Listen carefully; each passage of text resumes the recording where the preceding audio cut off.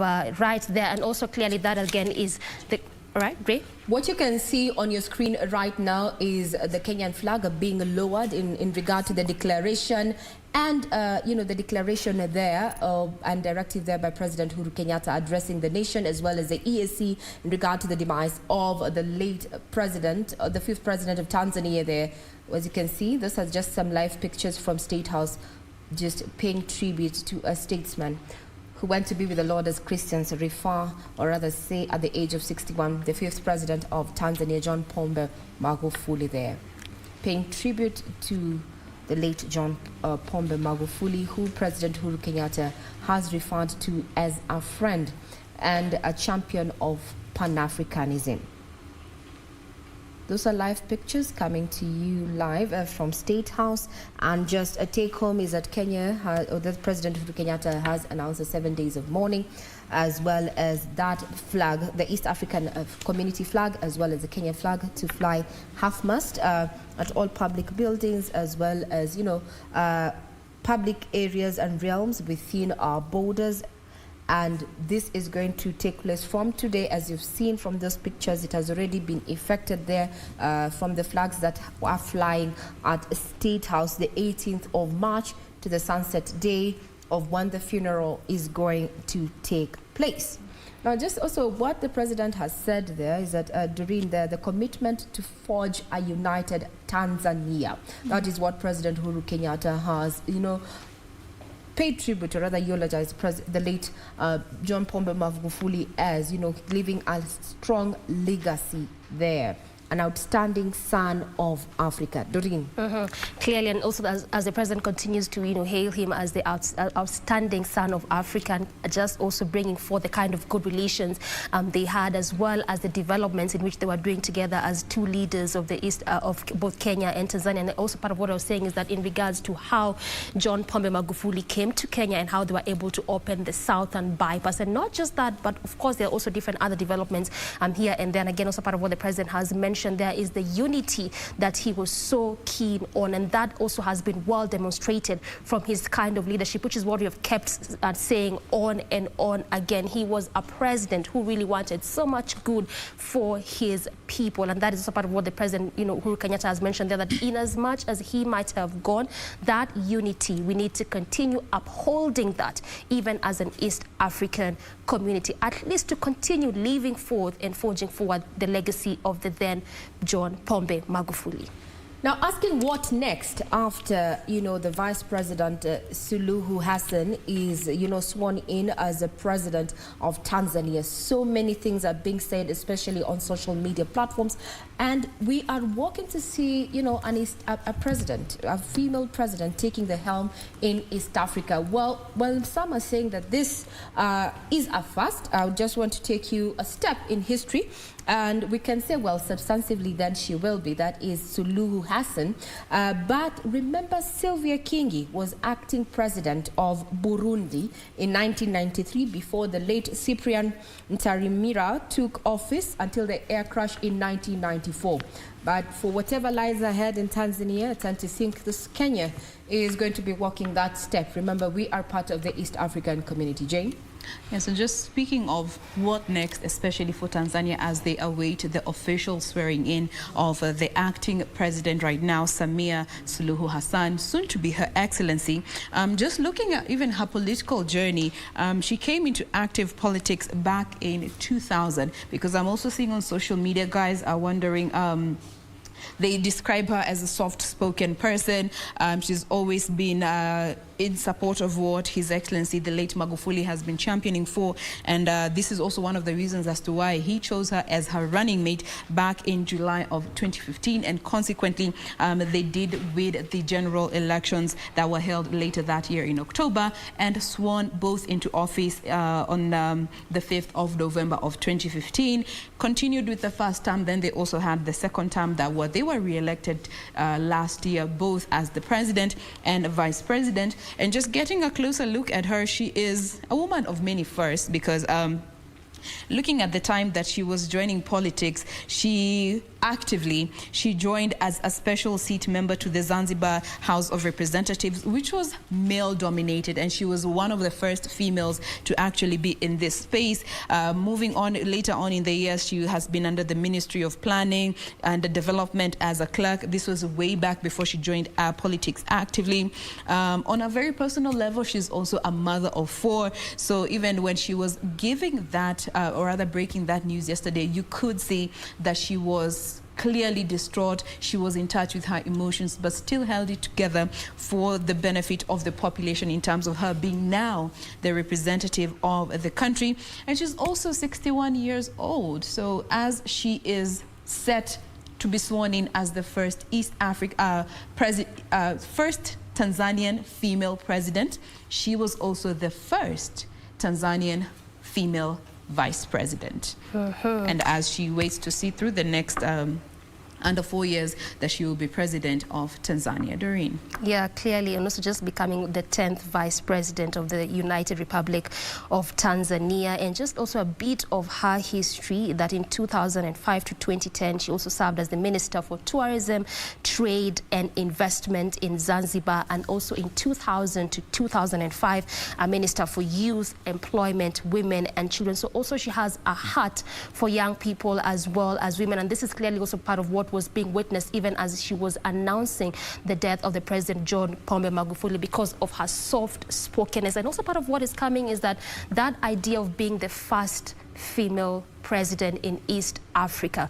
We still are waiting to see what, more of what especially political pundits might say, because again, it's a different sort of like shift and dynamics, just being the first female president, especially in this particular side of the African continent. But clearly, as it pertains to Samia, that is part of what her history is. And even as we await that swearing in, we still continue to give you up to speed with the recent and latest developments in that particular country. Ray. Now, talking about the leadership in as far as, history of Tanzania goes, we've had an interchange in terms of religion. We have from Benjamin Mkapa all the way to Magufuli. We've been seeing there's been an interchange between a Muslim leader and a Christian leader. Now, Magufuli was a devout Catholic and Suluhu Hassan is Muslim. More dynamics into that particular, leadership history of Tanzania there. As we continue sampling some of the tributes that have been made towards, the late President John Pombe Magufuli, I'd want to read out what the former Premier Raila Odinga has to say in regard to the passing of John Pombe Magufuli. And I quote, "It is with deep sadness that I have learned of the passing of my friend, President John Pombe Magufuli. He and his family have been close friends for a long time. He's been by my side at my most difficult and painful moments. My condolences to his family and the people of Tanzania." That is how Raila Odinga chooses to pay tribute to a person, a statesman he has termed as a friend, and a friend indeed, having stood with him during his difficult moments in his life. I'd also want to go to a quote by the late John Pombe Magufuli, the 5th president of Tanzania. He says, and I'd want to read it in Swahili: "Siku moja mtanikumbuka. Na mimi najua mtanikumbuka kwa mazuri na si mabaya, sababu nimeyatoa maisha yangu kwa ajili ya Watanzania maskini. Tusibaguane kwa vyama, dini wala kabila." Words of the late 5th president of Tanzania, John Pombe Magufuli. Siku moja mtanikumbuka, na mimi najua mtanikumbuka kwa mazuri na si mabaya, sababu nimeyatoa maisha yangu kwa ajili ya Watanzania maskini. Tusibaguane kwa vyama, dini wala kabila. Right. Quite profound. Yeah, clearly, and also beautiful. I mean, also this just echoes part of what the president was saying there in his speech, as he terms him as that leader who was more of unity. And also just drawing from what you're reading there, Ray, it again continues to bring that he was a leader who was more keen on unity and not political affiliations, not tribe, not religion, no nothing whatsoever, but just coming together in terms of unity. So when you hear the president mentioning that, as that we need to continue keeping up with that legacy, is simply because this is part of what described John Pombe Magufuli as a person. Now, in standing in solidarity with our Tanzanian brothers and sisters, FKF Nick Mwendwa has announced the cancellation of a match that was set to be played between Kenya and Tanzania this afternoon. Just borrowing from what the president said, is that Kenya holds Tanzania and its people in high esteem. 7 days of mourning declared, the East African Community flag as well as the Kenyan flag to fly half-mast beginning today till the sunset of the day that the late John Pombe Magufuli will be laid to rest. Jane? Now, speaking of the tributes that have been trickling in via social media, I just want to read one here from one of the many quotes that the late Magufuli did say, and this one is in English. Our home was grass-thatched, and like many boys, I was assigned to herd cattle, as well as selling milk and fish to support my family. I know what it means to be poor. I will strive to improve lives and the welfare of people in Tanzania.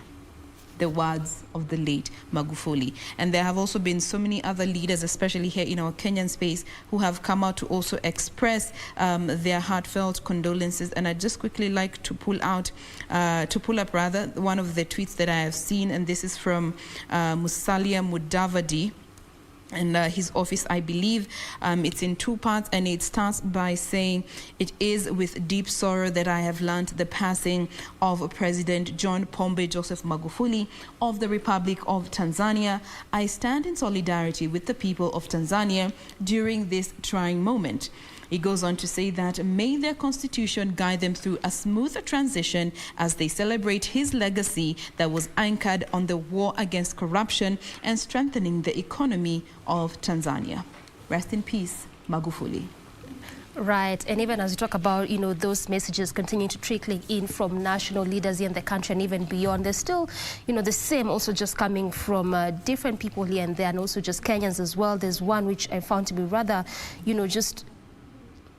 it just really touches you as a person, and this is Newton, who says that he didn't die, but he joined the list of African great leaders, and he's given examples of some of the African great leaders there, the likes of Sankara as well as Gaddafi, which according to him says that were true Pan-Africanists. And also there's this other one from Samak, who says that I wish this country had a no-nonsense type of president like John Pombe Magufuli. He further on continues to say that his leadership has shown that development can be achieved. People interest first. And also this comes at a time when we're just looking at his leadership at that time, and also what he was doing for the people of Tanzania. And also still keeping up with the socials. I don't know, Ray, if you've caught up to the latest trend, because Tundu Lissu is also top among the trending topics right now. Yes, and there's a tweet he had put out, and I mentioned that when we were beginning this broadcast this morning, and I found it to be in bad taste. I don't know how people took it, and if you can allow me to actually just read it out, then you make those, you just pick. Draw your own conclusions. Draw your own conclusions. But I personally found it in bad taste, and it's on his official Twitter. He says, Mark Twain, the great American humorist and man of letters, reputedly said, I do not wish anyone dead, but I have read certain obituaries with great satisfaction. Like him, I too do not wish anyone dead, but I will write, not merely read, a certain obituary with great satisfaction. Wow, just looking at that tweet, the way you said, whatever, how you read it, however you interpret it, is entirely up to you. But again, it reminds me of how we keep saying, and also part of what what you read earlier on, Ray, in regards to that, Swahili quote, that mutani kumbuka. and all of us, and as in we should just not be affiliated to anything, because it again reminds me, whether you are in bad taste with someone or whatsoever, at such a time like this, it is just a time to condone, because again, he has left behind families, he has left behind children, so all that happened should be put in the past. And we have witnessed that even this time when the former premier had tested positive for COVID-19, and the kind of message that DP Ruto had sent him. So I think, in such a kind of a time, it's just a time to really send condolences message and to be empathetic with the family, as opposed to such kind of negative kind of message there. Dee, as we struggle to we are human, and at the end of the day, everybody is entitled to their own opinion, freedom of expressions. It is a freedom and a right for everyone. But of course, there are still those who are criticizing the Tanzanian government, and some of the tweets that I'm seeing here, they're just looking to see, or rather seek explanations from the Tanzanian government for insisting that the president was alive and well and working, and yet he was unwell. All they needed to do was just update the population on the actual state of matter, and at the end of the day, the truth will always come to light. But looking at this from a governmental point of viewing, I don't know what you guys make of this situation, because from what I'm seeing, people are torn between these two opinions. Why did they hide this information only to drop it at the last minute? And on the other hand, others supporting this move by the Tanzanian government to withhold information. And we are not saying that they withheld any information. This is as per what is happening on the socials, as we also send our tributes to the passing of Magufuli. This is on the trend, hashtag RIP Magufuli. People expressing their concerns, others going ahead to congratulate the now acting Her Excellency Miss Suluhu, who is assuming office in acting capacity until she is sworn in. But of course, an array of mixed conversation, even guys bringing up the whole issue of the late Magufuli having refused the loan from China. Others acknowledging that he did not sell off his country. I mean, there's a lot that people have to say in regards to this fallen soldier. And at the end of the day, we all need to be responsible for what we post on the socials, because the internet will never forget. Oh, talking about the internet not forgetting, Magufuli's tenure has been quite controversial, and critics have come out, from all woodworks, let's say from all the woodworks there. Remember, he ordered an arrest of a comedian for allegedly making fun of his outfit. Remember how he has handled the media down in Tanzania. And I cannot help but wonder, the gay community what as next? well? Yes, what next for the media, for the media in Tanzania? So it's a mixed bag of emotions following the passing of Bulldozer, that is the late 5th president of Tanzania, John Pombe Magufuli. So many, mixed reactions, speculation, such and such. Some seemingly breathing a sigh of relief, given that, beginning of this week, confirmation is that among 4 politicians in Tanzania, opposition politicians in Tanzania, have sought asylum in Kenya, citing threats from government after inquiring after the health state of the late president there, John Pombe Magufuli. They're in the country. I don't know what is going to happen now that he's passed on. Are they going to go back to their countries? Well, we are yet to, find out what is going to happen. But what we know for now is that Kenya is in full solidarity and mourning with our Tanzanian brothers and sisters there, just from that presidential address there to the nation, as well as the East African community, given that President Uhuru Kenyatta is the chair there, saying and has declared 7 days of mourning in Kenya, and both the East African community flag and the Kenyan flag within Kenya's borders, as well as public buildings, and even our diplomatic offices across the world are going to fly those particular flags at half-mast.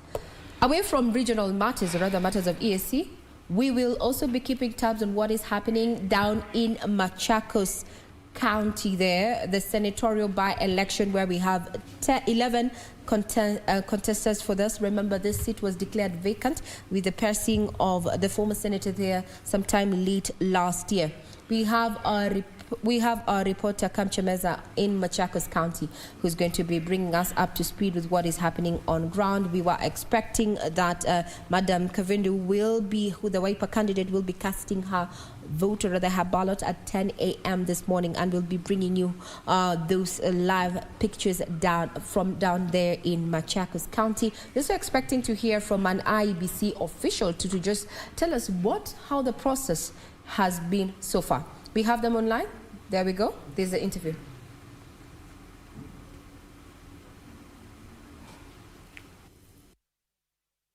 Some time, but you can't fool all the people all the time. And now we see the light.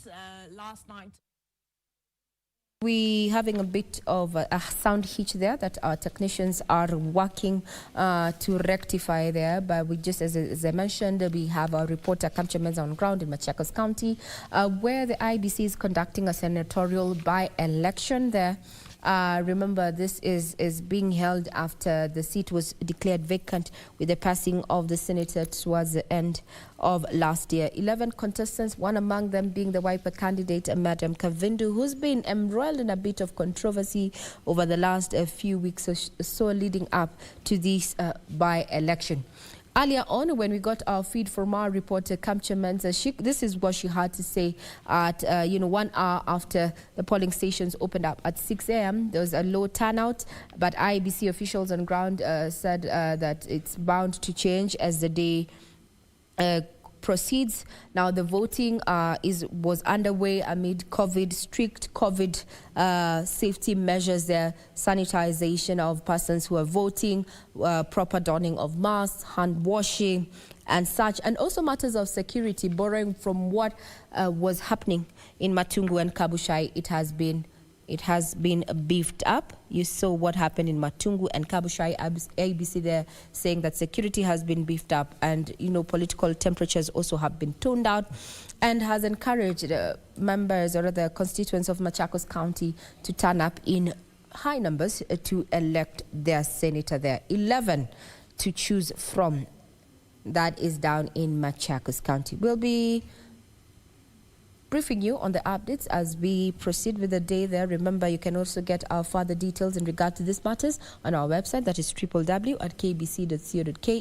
In our subsequent bulletins, we are also going to be having Kamche coming up and just letting us know what has transpired since 6 a.m. to that point. It might be 11 or 10, so do keep it right here. The senatorial by-elections underway in Machakos County. Now, still keeping up with what we are following up in regards to the passing of Tanzania's late His Excellency John Magufuli.